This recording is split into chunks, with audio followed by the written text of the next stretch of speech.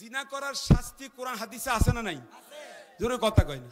এই কোন আলেমের বক্তব্য না, আল্লাহর বক্তব্য।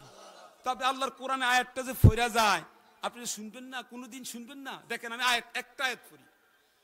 আয-যানিয়াতু ওয়াজ-যানি ফাজলিদু কুল্লা ওয়াহিদিম মিনহুমা মিয়াতা জালদা। সূরা নূরের আয়াত, সূরা নূরের আয়াত, সূরা নূরের ২য় নম্বর আয়াতটা। আল্লাহ রাব্বুল আলামিন বলেন, হে মানুষ, ইমানদার রাষ্ট্র, তোমরা যদি রাষ্ট্রের মালিক হও, তোমাদের মৌলিক দায়িত্বের ভিতরে আইন বিধানের ক্ষেত্রে, প্রতিষ্ঠার ক্ষেত্রে একটা বড় আইন তোমরা কায়েম করবা। সেটা হলো এই আইন কেউ হাতে নিতে পারবে না। রাষ্ট্রীয়ভাবে আইন পার্লামেন্টের সংসদে এই আইনটা তোমরা পাস করবা।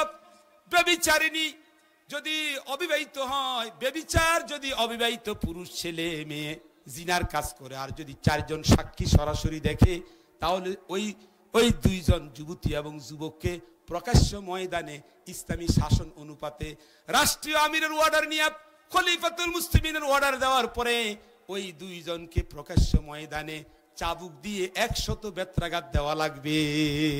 সুবহানাল্লাহ। এরকম প্রকাশ্য ময়দানে যদি এরকম চাবুক দিয়ে আপনি আবার এটা মনে করেন না যে একবার বিশাল ফিডা মারা লাগবে। এগুলো তাফসীর আছে, আহকামুল কোরআন, মারার একটা স্টাইল আছে। মানে বুঝতেছেন না আমার কথাগুলা? লম্বা আলোচনা, শুধু একটা আয়াতের উপরে 500 আয়াত, 500 বিধানের আয়াতের একটা ফ্যাক্টরি। আহকামুল কোরআনের ভিতরে একটা একটা করে এক্সপ্লিকেশন আছে। ফৌজদারি আইন, আপনার যে সুপ্রিম কোর্ট, হাই কোর্ট, ওগুলো যেরকম আইন আছে, বই আছে, কোরআনের মধ্যে এক একটা আয়াতের এক্সপ্লিকেশন আছে। এত সুন্দর। বাড়িটা কেমনি দিব যাতে করে কোনো যুবতী, কোন যুবকের গায়ের চামড়ার মধ্যে যেন ফাটল না ধরে। বুঝেন নাই কথাটা? মনে বুঝছেন নি ভালো করে? আপনি হমানে ধরে মারে নেবেন এমন না। এটা নিয়ম নীতি সব আছে, আছে না নাই? কথা কয় না। এগুলো ব্যাখ্যা করতে গেলে আমার রাত্র দেরি হয়ে যাবে। আমি বলতে চাচ্ছিলাম, মনে করেন ধরে নেন, মনে করেন ধরেন যা বাংলাদেশের রাষ্ট্রে এরকম আইন যদি থাকতো, কোথায়? মসজিদে না, সরকারের প্রশাসনে। সেখান থেকে কায়েম হবে কোন জায়গায়? মসজিদে। দেখেন, যদি এটা কায়েম থাকতো, তাহলে জেনা, ব্যভিচার, দর্শন বাংলাদেশে থাকতো না? থাকতো না? আরো জোরে কয় না? দর্শন থাকতো? আল্লাহর ভয় তৈরি করার জন্য মাহফিল থাকতো, পীর মাশায়েখরা মুনাজাত করতো, একদিকে বয়ান চলতো, আর একদিকে রাষ্ট্রীয় আইন থাকতো। দুইটা লাগবে না? লাগবে না? নরম গরম, কোন কথা কয়? নরম গরম, দুটো লাগবে না? লাগবে না? দুটো একসাথে লাগবে, লাগবে না? লাগবে। তাহলে আমি একটা প্রমাণ দেখাই। আজকে এই মাহফিলের হঠাৎ একটা কথা আমার মনে হয়েছে। আজকে আবুল কাসিম ভাই, এই মাহফিলে যিনি সভাপতি, জনাব আবু বকর সাহেব, আপনারা জানেন এই যে আবু বকর সিদ্দিক আল কাসিমি, আবু বকর সিদ্দিক আল কাসিমি পীর সাহেব বানিয়াপাড়া, আল কাসিমি সাহেবকে চিনেন? আপনারা চিনেন? আল্লাহু আকবার। আজকের এই সভাপতি, আজকের এই মাহফিলের দোয়াগিরের ওনার আব্বাজান ওয়ালেদ সাহেব, আপনারা জানেন? আপনারা জানেন না? ওনার আব্বাকে এই বাংলাদেশে একটা জিনার শাস্তি উনি দিয়েছেন, তিনি নিজেও দেন নাই। বলো ঠিক কিনা? ভারতের কোশি মধাই ওই মুদি কষায় রক্ত চক্ষুকে আমরা এই দেশের মুসলমান ভয় পাই না, ভয় পাই না, ভয় পাই না। আমরা আল্লাহকে ভয় পাই। কথা বলো ঠিক কিনা? এই হিন্দুস্তান, এই এশিয়া মহাদেশ একসময় আমাদের ছিল, অনেক বিশাল ইতিহাস। এখান থেকে আমাদেরকে হিজরত করে চলে যাওয়া লাগবে যদি ঈমান নিয়ে বেঁচে থাকতে হয়। এই 2টা হাদিস বলে শেষ করছি। হিজরত বুঝেন? আরে কথা কয় না? দেশ ছেড়ে অন্যত্র চলে যাওয়ার নাম কি? হিজরত করবেন কার উদ্দেশ্যে? ঈমানের জন্য। বলেন ঈমানের। এই যে আমি হাদিস খুলে দিছি, কোরআন রাখলাম, আলোচনা আর করছি না। হাদিসটা দেখেন, শুধু 2টা হাদিস বলুন। দেখেন প্রিয় ভাইয়েরা আমার, নবীজি এই 2টা হাদিস শুনেন, শেষ জমানার। দেখেন মিলি কিনা। আমার অন্তর কাঁপতেছে। আল্লাহ, তুমি আমাদেরকে ঈমান নিয়ে বেঁচে থাকার তৌফিক দান করো। দেখেন রাসূল পাক সাল্লাল্লাহু আলাইহি ওয়াসাল্লাম বলেন, আন আবি হিন্দিন আন মুআবিয়া রাদিয়াল্লাহু তাআলা আনহু قال, কেউ লড়াচড়া করেন না, হুজুর আসতেছে, হুজুরকে নিয়ে আসেন, আস্তে আস্তে নিয়ে আসেন, এনে মঞ্চে বসান। قال সামিতু রাসূলুল্লাহ সাল্লাল্লাহু আলাইহি ওয়াসাল্লাম পড়লেন না কেন? কেন আপনারা সাল্লাল্লাহু আলাইহি ওয়াসাল্লাম পড়লেন না? সামিতু রাসূলুল্লাহ সাল্লাল্লাহু আলাইহি ওয়াসাল্লাম। এই দেখেন আল্লাহ রাসূল ইরশাদ করেন, ইয়াকুলু, মুহাম্মাদুর রাসূলুল্লাহ। এই দেখেন কত ১৫০০ বছর আগে বলে গেছে। দেখেন লা তানকাতিউল হিজরাতু হাত্তা তানকাতিয়া তাওবাতু।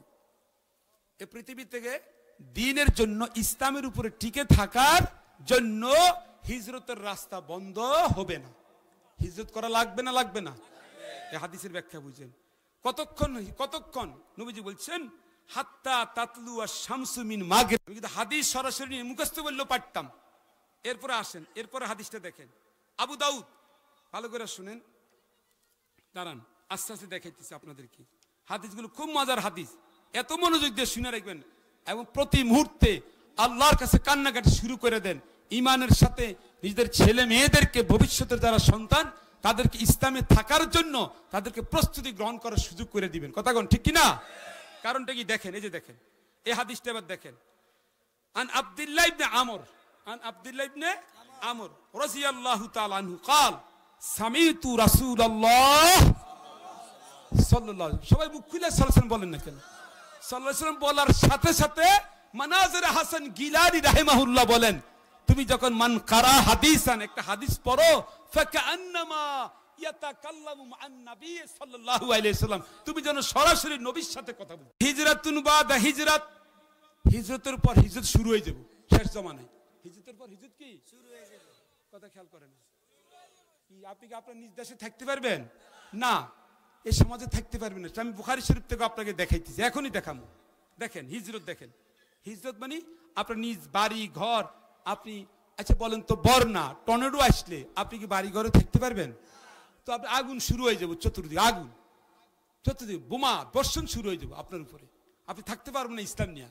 এগুলো সব হাদিসে আছে। দেখেন হিজরতের পর হিজরত চলবে, ভালো করে শুনেন। ফাখিয়ারু আহলিল আরদে, ফাখিয়ারু আহলিল আরদে আলজামু মুহাজারা ইব্রাহিম। সুরে কোন মারহাবা। রাসূল সাল্লাল্লাহু আলাইহি ওয়াসাল্লাম বলে গেছেন ১৫০০ বছর আগে যে শেষ যুগে দেখবা শ্রেষ্ঠ মানুষগুলো সিরিয়া বিজয় কইরা তারা সিরিয়াতে আস্তানা করবে, এবং পৃথিবীর সবচেয়ে উত্তম মানুষগুলো শামে এই সিরিয়া যে হিজরত করে চলে যাবে। শাম খালি হইতেছে কিনা? আপনি মনে শাম বুঝতেছেন না নাকি? একটু কথা কইবেন তো।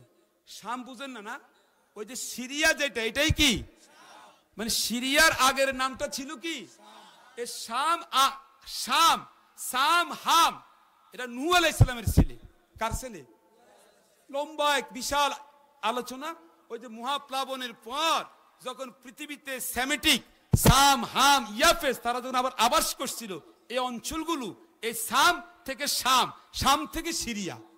কথা কয় না? শাম থেকে কি সিরিয়া। এটা হলো পৃথিবীর বাইতুল মুকাদ্দাস, বাইতুল্লাহ, মদিনাতুল মুনাওয়ারা।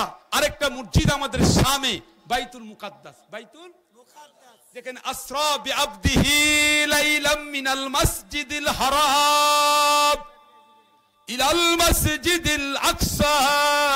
মেরাজের রাত্রে আল্লাহর হাবিবকে বাইতুল মুকাদ্দাস ওই সিরিয়ার জমিনে মসজিদ আকসার মধ্যে হাজার লক্ষ নবীদের কায়না আল্লাহ নবীকে দিয়ে ইমামতি করাইছেন মেরাজের রাতে। জোরে কোন সুবহানাল্লাহ, আল্লাহু আকবার কোন না? মিলতেছে নি কথা কয় না? এই জায়গা বরকত। এই যে হাদিসগুলো দেখেন, সবচেয়ে উত্তম মানুষ যারা, কথা বুঝেন, সবচেয়ে কি মানুষ? আল্লাহর মর্দে মুজাহিদরা সেখানে হিজরত করবে। গত কয়েকদিন আগে অনেক লোক আমার বাসায় আসছে, কাঁদতেছে আমার বাসায়। অনেক শিক্ষিত স্কলার, বড় বড় ইউনিভার্সিটির শিক্ষক, হুজুর আমি করে হাদিসগুলা একটু দেখান। ওরা কিতাব নিয়ে আসছে আমার সামনে পড়ার জন্য। মারহাবা কর। এগুলো অনেক আমরা এতদিন কখনো বলি নাই, বলার প্রয়োজন ছিল না আমাদের। এরপরে আসেন, বলতেছেন আল্লাহ রাসূল যে ওয়াবকা ফিল আরদে শিরারু আহলিহা, তখন হিজরত করে যারা আস্তে আস্তে চলে যাবে, আর যারা দুনিয়ার লোভে মুনাফিকদের সাথে থাকতে থাকতে সবচেয়ে জমিনের নিকৃষ্ট লোকগুলা, হতবাগা কুপাল পোড়া মানুষগুলো, ওই নাফাক নাফরমানদের সাথে, আল্লাহ বিরোধীদের সাথে থাইকা যাবে। এরা যাইতে পারবে না। সুযোগ যখন আসবে তখন যাইতে হবে। বুঝতেছেন কথাটা? এটা হলো ইব্রাহিম আলাইহিস সালামের হিজরতের জায়গা, বাইতুল মুকাদ্দাসের পাশে সিরিয়া, পৃথিবীর সবচেয়ে বড় শ্রেষ্ঠতম জায়গা। জোরে কোন সুবহানাল্লাহ। তা আল্লাহর একটা খাস নিয়ামতের জায়গা, এত সুন্দর। আপনি মোবাইলের স্ক্রিনে আপনারা খুলে দেখেন, সিরিয়ার মধ্যে নদী, ঝর্ণা, পানি এত সুন্দর। সুবহানাল্লাহ কয়েন। আমি শেষ করে দিচ্ছি, আরেকটা হাদিস শুনেন। এখানে এটা বলে শেষ। আন ইবনে হাওয়ালা আরেক সাহাবী, ওটাকে বুঝতে অসুবিধা হয়, দেখেন কি বলতেছেন, ক্বালা ক্বালা রাসূলুল্লাহ সাল্লাল্লাহু আলাইহি ওয়াসাল্লাম, সাল্লাল্লাহু আলাইহি ওয়াসাল্লাম বললেন না কেন? আল্লাহ রাসূল বলেন, ভালো করে দেখেন, সায়াসিরুল আমরু ইলা আন তাকুনু জুনুদাম মুজান্নাদা। এই হিজরতের ঘটনা প্রবাহিত হইতে হইতে, হিজরতের ঘটনা ধাপে ধাপে চলতে চলতে, কথা কয় না, হিজরতের ঘটনা, হিজরতের প্রবাহমান চলতে চলতে তাম পৃথিবীতে 3টা ডিভিশন হবে। সারা পৃথিবীতে কয়টা? একটু বসেন না, আমি শেষ করে দিচ্ছি। 3টা দল হবে। জোরগণ কয়টা? আর একটু জোরগণ, হুজুর আসতেছে তো, জোরগণ না, কয়টা? 1 নাম্বার লড়ুন জুনদুর বিশাম, একটা দল থাকবে সিরিয়ায়। শাম, শাম মানে সিরিয়া। কয়বার কইতেছি, কন্যা তাড়াতাড়ি কন্যা। শাম মানে কি? 1 নাম্বার শ্রেষ্ঠ মুসলমানরা চলে যাবে